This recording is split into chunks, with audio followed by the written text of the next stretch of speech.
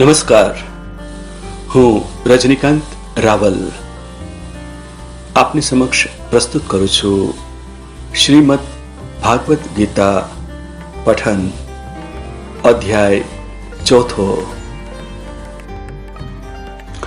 કર્મ બ્રહ્માર્પણ યોગ. શ્રી કૃષ્ણે કહ્યું, આ યોગ મેં સૂર્યને કહ્યો.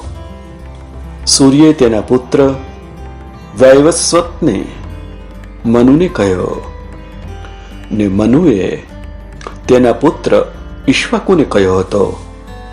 આમ પરંપરાથી પ્રાપ્ત થયેલા આ યોગને રાજર્ષિ જાણતા હતા, પણ કાળ બળે આ યોગ લોકમાંથી નાશ પામ્યો છે. તું મારો ભક્ત ને મિત્ર હોવાથી આ ઉત્તમ રહસ્યવાળો યોગ મેં તને કહ્યો. અર્જુને પૂછ્યું, આપનો જન્મ હમણાં થયો? જ્યારે સૂર્યનો જન્મ તો ઘણા સમય પહેલા થયો હતો, તો પછી આપે આ યોગ સૂર્યને કયો હતો તે બાબત હું શી રીતે માનું? શ્રી કૃષ્ણ જણાવ્યું, આજ સુધી તારા મારા અનેક જન્મો થઈ ગયા છે. તે બધાની મને ખબર છે, પણ તું જાણતો નથી. હું જન્મ વિનાનો, વિકાર વિનાનો ને સર્વેશ્વર છું. તેમ છતાં મારી માયા વડે જન્મ લઉં છું.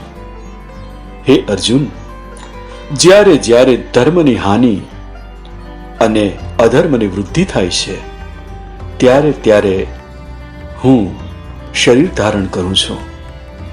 સાધુ પુરુષોના રક્ષણ માટે, દુષ્ટોના નાશ માટે ને ધર્મની સ્થાપના માટે હું યુગે યુગે પ્રગટ થાઉં છું.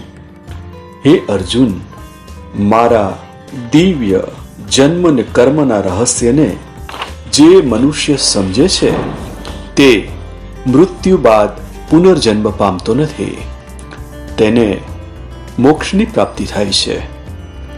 ઘણા મનુષ્યો રાગ, ભય ને ક્રોધનો ત્યાગ કરી અનન્ય ભાવથી મારો આશ્રય લઈ જ્ઞાન અને તપથી પવિત્ર થઈ મારામાં મળી ગયા છે. જે સકામ કે નિષ્કામ ભાવથી મારું ભજન કરે છે, તેને તેવા ભાવથી હું ફળ આપું છું. મારા વર્તનનું તે પ્રકારે મનુષ્યો અનુસરણ કરે છે. આ લોકમાં કર્મના ફળની ઈચ્છાવાળા ઇન્દ્રાદિ દેવોની પૂજા કરે છે, કારણ કે આ લોકમાં કર્મની સિદ્ધિ તરત પ્રાપ્ત થાય છે, જ્યારે જ્ઞાન જે મોક્ષ માટે છે તે તો મુશ્કેલીએ પ્રાપ્ત થાય છે. ગુણ ને કર્મ કર્યા પ્રમાણે બ્રાહ્મણ, ક્ષત્રિય, વૈશ્ય અને શૂદ્ર એમ 4 વર્ણોની રચના કરી છે. આ બધાનો કરતા હોવા છતાં પણ હું અકર્તા છું.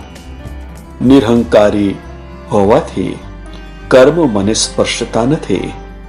નિષ્કામ હોવાથી મારી કર્મોમાં ઈચ્છા થતી નથી.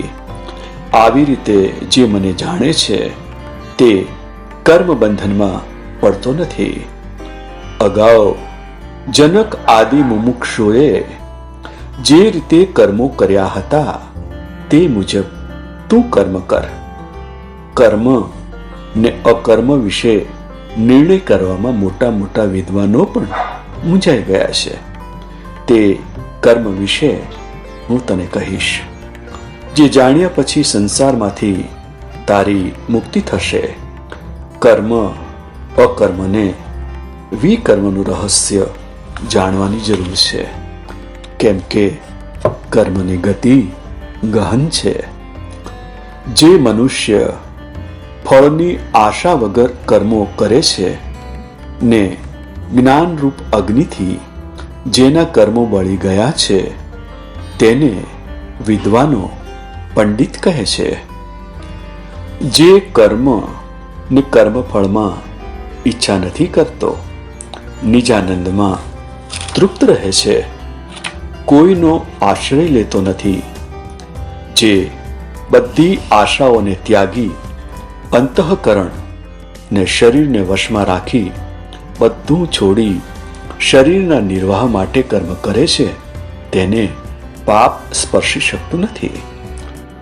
જે લાભથી સંતોષ માને, ઠંડી ગરમી, સુખ દુઃખ, હાનિ લાભ સરખા જુએ, દ્વેષ ભાવ ન રાખે, સિદ્ધિ અસિદ્ધિમાં સમબુદ્ધિ રાખે, તે કર્મ કરે છતાં કર્મ બંધનમાં પડતો નથી. જે નિષ્કામ છે, રાગ દ્વેષથી મુક્ત છે, જ્ઞાનવાળો છે ને પરમાત્મા અર્થે કર્મ કરે છે, તેના સઘળા કર્મો વાસના સાથે નાશ પામે છે. અર્પણ કરવાની ક્રિયા બ્રહ્મ છે, હોમવાનો પદાર્થ બ્રહ્મ છે, બધામાં બ્રહ્મ ભાવે સ્થિર છે, તે બ્રહ્મને પામે છે. કેટલાક કર્મયોગીઓ ઇન્દ્રાદિની પૂજા કરે છે, જ્ઞાન યોગીઓ યજ્ઞાદિ બધા કર્મોને બ્રહ્મમાં વિલીન કરે છે, તેનું નામ જ્ઞાન યજ્ઞ છે. કેટલાક યોગીઓ કાન, નેત્ર આદિ ઇન્દ્રિયોને સંયમ રૂપ અગ્નિમાં હોમે છે, જ્યારે બીજાઓ શબ્દ વગેરે વિષયોને ઇન્દ્રિય રૂપી અગ્નિમાં હોમે છે.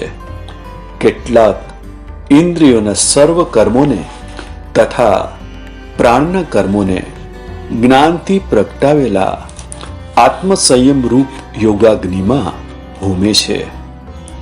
કેટલાક યોગીઓ દ્રવ્ય યજ્ઞ કરનારા, તપ યજ્ઞ કરનારા, યોગ યજ્ઞ કરનારા ને સ્વાધ્યાય યજ્ઞ કરનારા હોય છે. કેટલાક અપાન વાયુમાં પ્રાણનો ને પ્રાણમાં અપાન વાયુનો હોમ કરે છે. કેટલાક યોગીઓ પ્રાણ તથા અપાનની ગતિને રોકીને પ્રાણાયામમાં રહેતા હોય છે. વળી કેટલાક આહાર ઓછો કરી પોતાના પ્રાણને વિશ્વના પ્રાણોમાં હોમે છે. આ બધી જાતના યજ્ઞો કરનારા યજ્ઞ સામગ્રીથી હવન કરીને પોતાના પાપોનો નાશ કરે છે. જે લોકો યજ્ઞ કરીને બાકી વધેલા અન્નનું ભોજન કરે છે, તે સનાતન બ્રહ્મને મેળવે છે. જે લોકો યજ્ઞ કરતા નથી, તેમને માટે આલોક પરલોક નથી. આવા કેટલાય યજ્ઞો વેદમાં દર્શાવ્યા, તે બધાની ઉત્પત્તિ કર્મથી થઈ છે, તેમ સમજવાથી તારી મુક્તિ થશે. દ્રવ્યમય યજ્ઞ કરતા જ્ઞાનમય યજ્ઞ વધુ ઉત્તમ છે, કેમ કે જ્ઞાનમાં સર્વ કર્મોનો સમાવેશ થઈ જાય છે. તને જ્ઞાનનો ઉપદેશ તત્વને જાણનાર જ્ઞાનીઓ આપશે. તેમને પ્રણામ કરી, સેવા કરી, પ્રશ્નો પૂછી તેની પાસેથી જ્ઞાન પ્રાપ્ત કર. તને એ જ્ઞાનની પ્રાપ્તિ થતા તું ક્યારેય મોહવશ થશે નહીં. જો તું વધુ પાપ કરનાર હોઈશ તો પણ જ્ઞાન રૂપી વહાણ મારફત પાપ રૂપી સમુદ્રને તરી જઈશ. જેમ સળગતો અગ્નિ લાકડાને બાળે છે, તેમ આત્મજ્ઞાન રૂપી અગ્નિ પ્રારબ્ધ કર્મ સિવાયના બધા સંચિત અને ક્રિયમાણ કર્મોનો નાશ કરે છે. ગુરુના ઉપદેશથી તેમના પર શ્રદ્ધા રાખનાર, જ્ઞાન પ્રાપ્તિ માટે તત્પર ને જીતેન્દ્રિય મનુષ્યને આ જ્ઞાન પ્રાપ્ત થાય છે.